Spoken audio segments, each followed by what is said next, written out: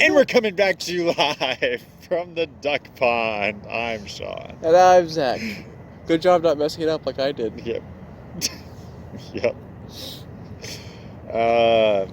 Man. I feel like I was gonna mention some things to you, and now they're gone. Straight up nothing there anymore. You know what the worst part is? I know I had a story for you, and it's gone too. And it'll come back once we end the episode. But yeah, of it's course. Fine. I will say I am pretty wiped out today. Yesterday, so the manager at the UPS store is off on vacation this week. Oh no. So I've been opening every day, which is fine. That's like 30 minutes earlier than normal. Not a big deal. But yesterday, my boss was like, hey, we're going to be kind of short-staffed. Can you stay till 5? Which is 2 hours extra. And I'm like, yeah, I can make that work. So at work that day, he's like, I just got a text from someone. They called in sick. He's like, you might just need to stay till like 5:30 or something. I'm like, okay. Because the only two people that were going to be there at that point, aside from me now, were like the two newest people. Oh no, dude. Right? So I'm like, all right. Anyways, I was there till 6. I was gonna ask. Whenever they say, like, you might have to stay until, like, 5:30, it's like, alright, so 6, 7 it is. I did, as soon as the rush, like, ended, I was like, I'm out. I'm gone! But yeah, I worked, like, 8:30 till 6 yesterday. That was pretty tiring. Sorry to hear that. Yeah. Oh my gosh, fetch that, dude. So yeah, that was cool. I mean, at least you got paid for it. I mean, not yet, but I will get paid at least you'll get paid for it, like... Yeah. It's not like there's nothing fun about the story. Like, it's not interesting. It's not cool. It's just like, I'm just sorry it happened. It happened, and I'm tired. As you deserve to be. And I couldn't think of what else to talk about, so here we are. That was the best conversation I've ever had. That was me stalling for time. Content, everybody. This is why we are the Triangle Award-winning podcast that we are. It's because of how well prepared and how well thought out each episode, every single one, is. And really just how entertaining they are. Exactly. In general. Never have we ever dropped the ball, been boring, talked about things we had no business talking about. None of these Not things. once. Yeah. So, yesterday, Mm-hmm. It was someone's first day at work. So I guess I'm not the new person anymore after a week, which is weird. That's pretty exciting. You know, I'm all grown up now. Yeah. I found my place and and you're a man now. Yeah, basically. You comb your own hair and you brush your own teeth. I do those things. But so after we one more of those than I do. You can guess which. Okay, sorry, continue. That's actually really good. So I told you my story about the Hutchings Museum. Yes. On Tuesday. How it's haunted. Basically, how it's haunted. Yeah. And basically, it was hilarious because we were cleaning that last night. It was the last cleaning we were doing, and me and this new girl were cleaning the same area. And she was like, man, this place is creepy. I was like, oh, just wait till you go in the bathrooms. And she's like, what do you mean? She's like, what's in the bathroom? I'm like, oh, you'll find out. And she was like, no, tell me right now. Duties. Lots of duties in the bathroom. Well, and then apparently she was like, yeah, I was talking to Becca. She's our boss. She's like, and she was telling me how this place is like haunted and stuff. I'm like, no way. So, anyways, this episode is sponsored by the Hutchings Museum. Go on down to the Hutchings Museum. I'm just kidding, anyways. I might be there. Yeah. But I won't, because I'll be there after closing. Go on down after close. After closing. I'm sure that's the kind of advertising they want. You can, like, pitch a tent outside the doors, like, wait for them to open the next day. Have, like, your heat cameras, you know, so you can find the ghost. Go do some ghost hunting. Yeah, do the what do they have in Phasmophobia? I don't remember. They got motion sensors. Yeah, like a motion sensor camera, They've got like a walkie-talkie that like they are walkie-talkies. like a radio that's like, and then occasionally it's like, dog. And you're like, oh, that was so spooky. So spooky. The spirit box. Is that what it's called? Yeah. I never played the game. It's so fun. I watched like 2 videos of it. It's a good time. It looks pretty funny when you're playing with friends. Oh, it's hilarious with friends. Yeah, it looks pretty fun. I don't ever play it alone. I only play it with friends. It doesn't seem like a good time. It doesn't seem like the type of game that you're gonna like actually get scared at. It just looks like a good time to hang out with your friends and like sort of get scared, like a Scooby-Doo adventure. It's a good time. It has like moments that's like, okay, that was actually kind of creepy, but there's like it goes back to just hanging out, doing your thing, trying to spook each other. It's fun. I was watching a video game junkie playing that with his friends, and he was in like the van while his friend was like walking around, and he's just trolling him. He's like, I think it says here that the ghost likes to play frisbee. Ask them if they like frisbee. And so the guy's just like, Lucy, do you like to play frisbee? Are you a big frisbee player? And Dougie's just like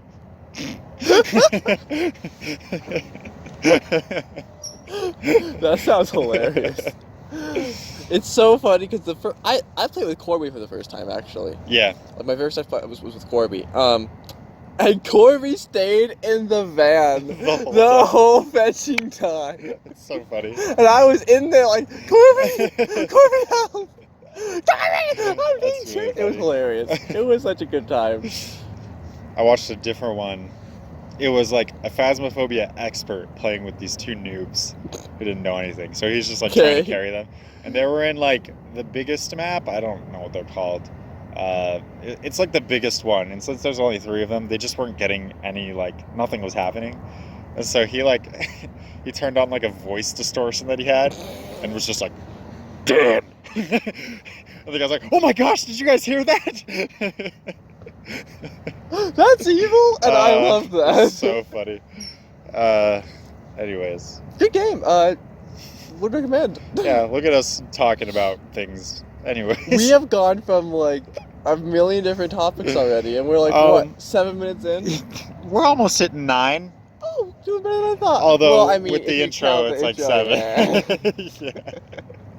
Yeah.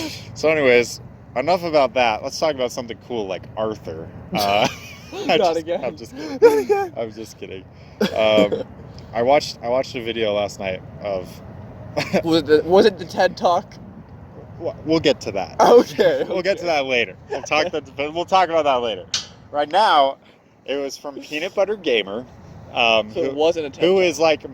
Who is the number 1 like stupid YouTube gamer authority on Arthur games, because that's you mentioned this before. Yes. It was a video of him reading mean comments throughout the years. Okay. And he's just laughing at them because he just thinks they're great. But I think it's like there was 2 that like he was like, I have no argument against this. The first one was, why don't you grow up, get a haircut, and shave? Aren't you in like your 20s or something? Be an adult. And he's like, no, I'm not in my 20s. And then it shows he's like 31. Right? He's like, I don't have an argument for that. The other one was, I'm so glad these YouTubers don't have real jobs where they can endanger people's lives. And he was like, that's fair. That's awesome. What I'm hearing is we need people to start leaving us rude comments so we can do a video reading the final comment he read was like, it was like, all these stupid gaming YouTubers, they make me sick. I've watched for 5 seconds and I just hate this guy already. And he's like, here's the thing about this comment. This means you're reaching a new audience. So this is actually a good thing. This means that video got kind of big. Because that reached more people than normal. Like, not just the usual ones. And I was like, wow. How about that? It always amazes me that people, like, take the time to write a rude comment on YouTube. Or, like, especially when like it's clear they watched 10 seconds of the video and like It's so got baffling. mad at that one thing. It's like, first off, you don't have to watch the video. Secondly, you took time out of your own day to like leave a comment. But yeah, it's interesting. It's craziness. Anyways, on to the TED Talk. On to the TED Talk. Oh, look at me. Yeah, look at me. I watched I'm a TED smart. Talk. So we had to watch a TED Talk for class on Tuesday because we didn't have class on Yep, Tuesday. I watched it this morning. And I was actually genuinely interested in what you had to say about it and your opinion on it. Because I feel like the topic discussed was very outside the normal realm of thinking, at least over yonder, here, right? Because what he said basically was, so the argument for all the viewers at home was basically people think that the key to happiness is that they need to find themselves. They need to develop things in themselves and build themselves up and find who they truly are. And his argument was that's not true. We need to like look at conquer ourselves. Conquer ourselves. That was the word he used. Yeah. We need to get rid of like these annoying bad tendencies. Very Confucius in the way he was talking about it. You need to be more respectful and you need to conquer the tendencies to be bad, basically. So I don't know. I was interested in what you thought of that. I maybe have thoughts, but I'm gonna let you go first because Okay. I don't really have thoughts. So it's interesting because I listened to it twice this morning. Oh my. Once while I was, I had just woken up like 2 minutes earlier. I'm like, I have to do this thing before I go to school. So I listened to it in bed, falling back asleep, and I listened to it again while I was writing my paragraph. Right. Anyways, but it was interesting because it is a different way of thinking, but at the same time, I almost think it's achieving the same goal. The same end. Yes, Interesting. because this idea of like either like looking and finding who you really are and like change and become that person, and this idea of like you don't look inside yourself, but you like conquer like your bad patterns and bad behaviors, and then becoming who you are. I feel like both of these ideas lead to the same result of change. Yeah. Which is my favorite thing to talk about. This is your ballpark. This is all me. This is why I brought it to you. as the local expert on change. No, but like I do feel like they are both just maybe different perspectives on how to change. Kind of principle, just like a different way to look at it for people who don't like the concept of finding yourself. Because like let's dive into actually like looking in yourself that way. Yeah. By looking in yourself, like looking within, like you're gonna find things that you don't like about yourself, right? Mm-hmm. And then ultimately, like, all right, well, I don't want to do this, so I'm gonna try to be this. Yeah. Or I think this, therefore I should do this. Mm-hmm. Whereas with the external viewer, it's like, no, you need to like conquer yourself and like just break these bad patterns that you basically have made your personality and who you are. Right. Well, you are still breaking these bad patterns and replacing them with new ones. Patterns, yeah. Which is the exact same thing you were doing before. So in a way, I think it's like this kind of the same thing, but I did like a different perspective on it. Yeah, I thought it was interesting. Let me ask you this. This is something that our professor actually said in a class, almost like in passing. We didn't talk very long about it. But this concept of finding yourself, is that even possible? Like, that indicates that there is a time where you are not yourself. Or like the concept of be your authentic self. Well, are you ever not? Can you not be yourself? Right. What do you think of like those ideas? I don't like that, like this phrase of an authentic self. Yeah. Or finding your authentic self. Because I think a lot of it is you are just yourself, and if you don't like something, that just means you want to change who you are now into someone different. Mm-hmm. Or not necessarily different, you just want to change some aspect of yourself. Mm-hmm. And that doesn't mean like that's not who you are. Mm-hmm. Like, you are that person right now. It doesn't mean you have to be in the future. Yeah. That's how I kind of see it. And I actually kind of agreed with the TED Talk in a way, because they talked a lot about patterns. Yeah. About how patterns are basically what, like, creates us. And, like, the patterns we engage in, like, do our personality traits, our perspective on the world, all these things. And I kind of agreed with that in a way. Mhm. Whereas, like, because just from, like, me, like, and my own, like, perspective of trying to change, it really has been changing patterns and behaviors, and, like, understanding what parts of me I didn't like, and, like, what I wanted to replace it with. Yeah. So, but then with that, like, so that's one thought, but I didn't agree with the idea that you shouldn't look within yourself at all. Yes. And I mentioned that in my post for the assignment, Mm-hmm. but I do think there is value in both sides of it. Yes. That's kind of where I felt, but Yeah, I mean, actually, I, like, completely agree. It's basically what I said as well. I wonder if, like, this concept that people say, be your authentic self, I wonder if they're not actually just talking about their ideal self. yeah, that's a good point. I feel like maybe it's like the authentic self is like taking off the mask you have on at work or something, Yeah. right? It's like that professional customer service bull crap. Sure. And, like, maybe being more of yourself at work, but, like, still being professional. Yeah. Like, letting your unique characteristics come out, and, like, maybe you're a funny person, so you make more jokes at work. Or maybe just more reserved person, so, like, you're still respectful to everyone, but, like, you just take more Yeah. of a reserved state within the workplace. So maybe Mhm. it's, like, something like that, but... Yeah. Here, let's build this even further, okay? Okay. So, you said perhaps it's taking off this mask that we wear or whatever, right? Which is something I Yes. actually really like. I literally, I wrote a story basically about that, where it's just like everybody's wearing masks, and there's tons of stuff like that out in the world, right? Yep. Is the mask not you?